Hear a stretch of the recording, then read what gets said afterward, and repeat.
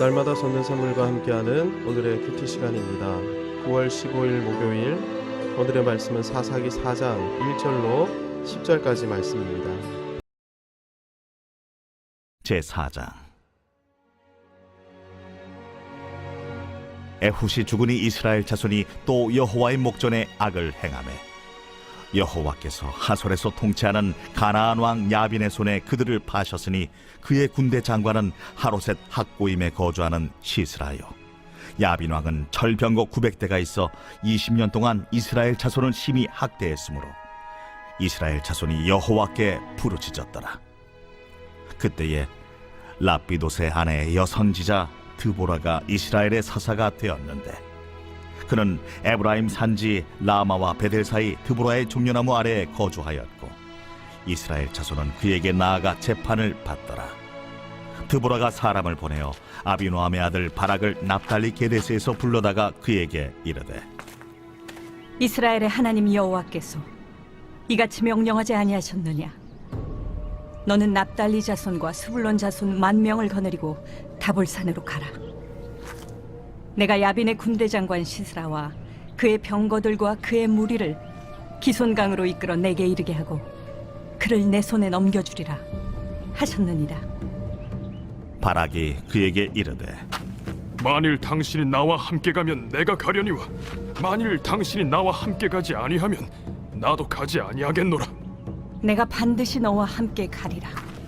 그러나 내가 이번에 가는 길에서는 영광을 얻지 못하리니 이는 여호와께서 시스라를 여인의 손에 파실 것임이니라 하고 드보라가 일어나 바락과 함께 게데스로 가니라.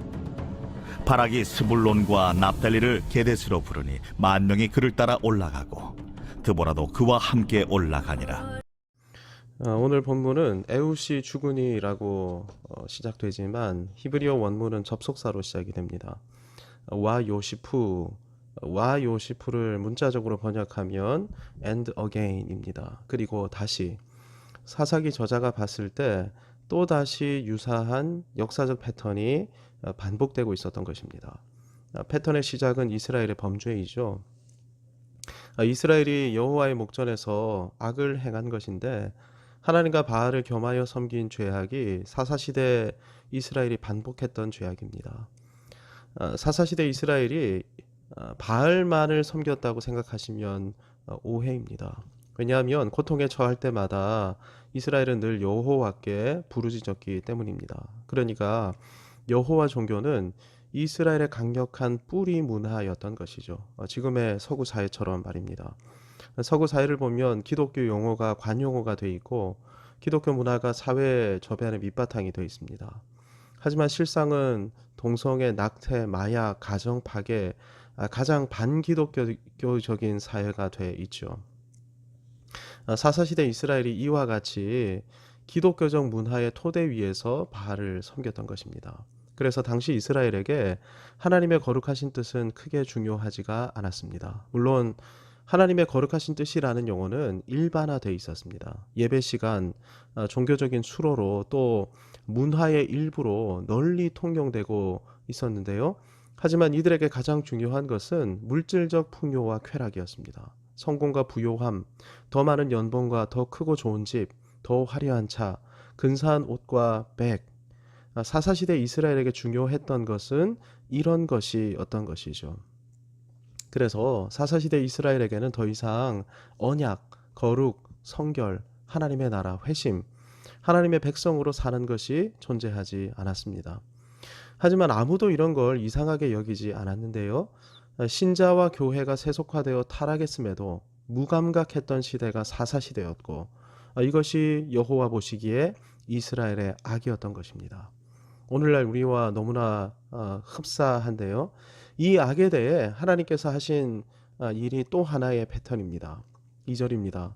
여호와께서 하솔에서 통치하는 가나안 왕 야빈의 손에 그들을 파셨으니, 여기서 파셨다가 히브리어로 마칼입니다. 마칼이 사용된 재미있는 사건이 야곱이 에서에게 팥죽을 팔았던 사건인데요. 야곱이 이르되 형의 장자의 명분을 오늘 내게 팔라. 이 말을 듣고 에서가 팥죽 한 그릇에 장자의 명분을 야곱에게 팔게 됩니다. 그래서 실제로 장자권이 야곱에게로 양도가 되지요. 하나님께서 거룩한 소유로 구분해서 불러내신 언약 백성 이스라엘을 가나안 왕 야빈에게 파셨습니다.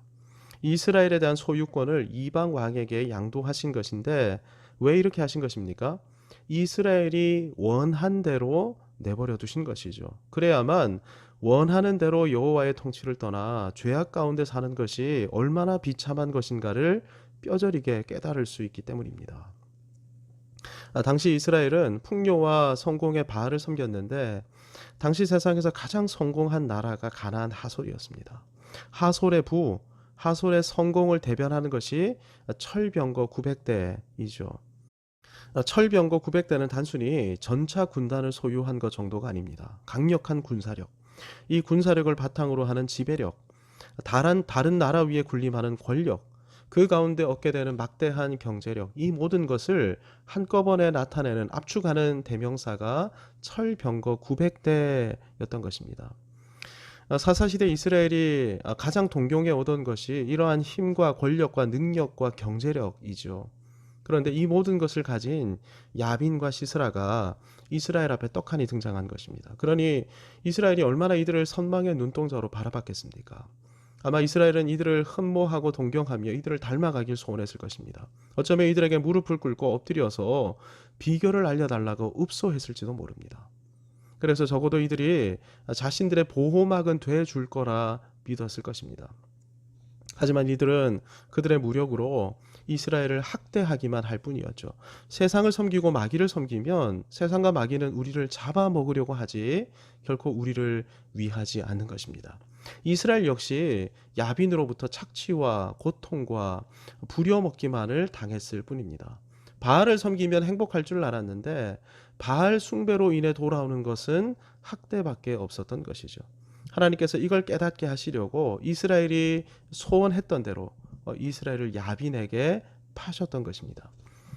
이 와중에 이스라엘이 다시 깨닫게 되죠. 여호와 하나님을 섬기는 것이 참된 행복이로구나.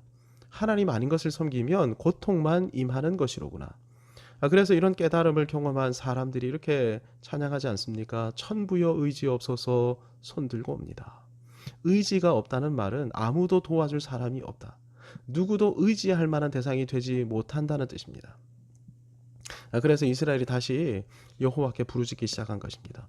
부르짖음의 대상이 오직 여호와 하나님 한 분뿐임을 깨닫게 되는 것, 너무나도 복된 깨달음이 아닐 수 없습니다.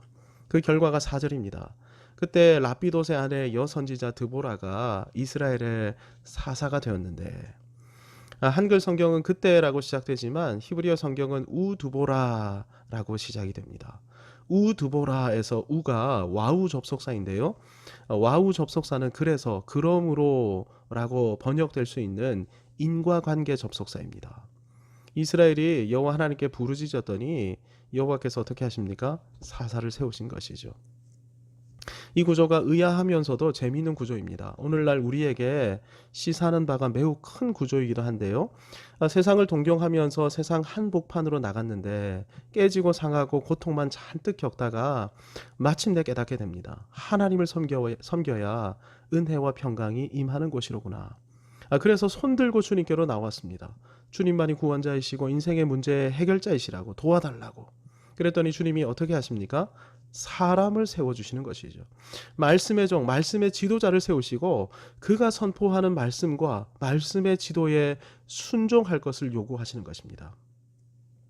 물론 아무 고민하지 않고 그냥 지도자에게 묻고 시키는 대로 꼭두각시처럼 살라는 것이 아니죠.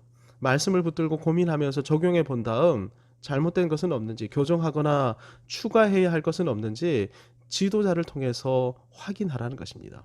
그러면서 하나님의 말씀을 붙들고 맡기신 영역을 하나님 나라로 변화시켜 가야 하는 것이죠. 사사기에서 끊임없이 등장하는 하나님의 방법은 말씀의 지도자입니다. 오늘날 교회가 교회되는 일을 위해 여전히 하나님께서는 말씀의 종들을 사용하시는 것이죠. 특별히 드보라는 이스라엘 안에 사라졌던 언약이라는 기준을 굳게 세웠던 지도자입니다. 그래서 드보라가 쟁점을 가지고 자신에게로 나왔던 이스라엘을 재판했던 것인데요. 특정한 쟁점 가운데 하나님께서 원하시는 정의, 하나님이 원하시는 공의, 공평, 자비가 무엇인지를 드러냈던 것인데 그 기준이 무엇이었습니까? 언약이었던 것이죠. 언약의 길을 걸으면 공의와 정의와 공평과 자비가 충만하게 되고 여호와의 통치가 임하게 됩니다. 그렇게 되면 죄악의 힘이 점점 사라지기 시작하죠. 은혜와 평강이 흐르기 시작하는 것입니다. 이 은혜와 평강에 사로잡힌 사람들이 하나님 나라를 드러내게 되죠. 드보라를 통해 하나님의 은혜를 맛보는 사람들이 늘어갔고 그러면서 더 많은 사람들이 드보라에게로 모여들기 시작했는데요. 이로써 이스라엘 안에 다시금 언약의 통치가 임하기 시작했습니다. 이스라엘이 다시 여호와의 소유로 살아가기 시작한 것입니다. 그러니 하나님께서는 다시 야빈에게 넘기셨던 이스라엘에 대한 소유권을 찾아오셔야 했습니다. 그래서 드보라를 통해 바락이라는 인물을 세우신 것입니다. 원래 하나님이 세우신 지도자는 남성들입니다. 제사장, 선지자, 왕 모두가 오실 메시아이신 예수 그리스도를 예표하는 존재들인데요. 예수님은 새 아담이십니다. 아담이 옛 인류의 기원이었다면 예수님은 새 인류의 기원이신 것인데요. 따라서 아담이 남성이었던 것처럼 예수님도 남성으로 이 땅에 오셨던 것입니다. 그래서 이스라엘의 지도자는 모두가 예수님을 예표해야 하기에 남성이어야 하는데 드보라는 여성이죠. 그렇다면 하나님께서 왜 여성인 드보라를 사사로 세우신 것일까요? 드보라 당시에 쓸만한 남성 리더가 아무도 없었기 때문입니다. 그래서 하나님께서는 비상적인 방법으로 드보라를 세우셨던 것이죠. 실제 드보라는 남자보다 훨씬 뛰어난 강력한 리더십을 가지고 있었습니다. 하지만 시스라와의 전투를 위해 하나님께서는 남성 리더십을 세우십니다. 드보라를 통해 남성 리더인 바락을 지휘관으로 세우신 것입니다. 6절을 보면 이것이 여호와의 뜻이고 명령입니다. 하나님께서는 드보라를 비상적인 방법으로 리더로 세우셨지만 드보라를 통해 바락이라는 남성 리더십을 세우기 원하셨던 것이죠. 하지만 바락은 하나님을 의존하지 않고 드보라를 의존합니다. 드보라는 여호와 하나님만을 의존함으로 리더십을 행사했지만 바락은 드보라를 의존하려 했던 것입니다. 결국 바락은 드보라를 의지함으로 전쟁에 참전하여 승리하지만 온전히 여호와의 말씀을 따르지 않으므로 이 승리로 말미암는 영광은 얻지 못하고 말지요. 본문에서 생각해야 할 것이 정말 많이 있는데 한 가지만 더 나누어 보고자 합니다. 야빈과 시스라에 의해 학대를 당한 것은 이스라엘 전부인데 하솔과의 전쟁에 나섰던 것은 6절을 보면 납달리와 스불론의 10,000명뿐이라고 기록되어 있습니다. 12지파 중에서 2지파만이 전쟁에 나섰다. 사사시대 리더십에 대한 불신이 어떠했는지를 명확하게 보여주는 수치이죠. 아마도 여성 리더십에 대한 저항감도 만만치 않게 작용했을 것입니다. 물론 사사기 5장에 드보라와 바락의 노래를 들어보면 납달리, 수불론 외에도 에브라임, 베냐민, 므낫세, 반지파 등도 하솔과의 전쟁에 참전하였습니다. 하지만 단, 아셀, 르우벤, 갓, 요단 동편의 므낫세, 반지파 등은 참전하지 않았죠. 하지만 그럼에도 하나님께서는 순종함으로 나아왔던 소수를 통해 여호와의 승리를 허락하셨습니다. 지금도 순종하는 사람만 있다면 하나님은 그를 통해 여호와의 승리를 허락하시는 것입니다.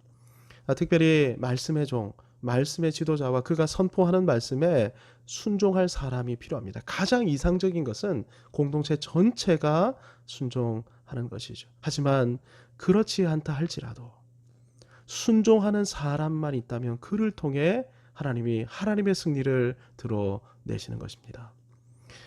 이 말씀을 듣고 있는 내가 순종하는 사람이 되게 해 주옵소서. 이렇게 결단하며 기도하기를 원합니다. 주신 말씀 붙들고 함께 은혜의 보좌로 나아가십시다. 하늘에 계신 우리 아버지, 아버지의 이름을 거룩하게 하시며 아버지의 나라가 오게 하시며 아버지의 뜻이 하늘에서와 같이 땅에서도 이루어지게 하소서. 오늘 우리에게 일용할 양식을 주시고 우리가 우리에게 잘못한 사람을 용서하여 준 것 같이 우리 죄를 용서하여 주시고 우리를 시험에 빠지지 않게 하시고 악에서 구하소서. 나라와 권능과 영광이 영원히 아버지의 것입니다. 아멘.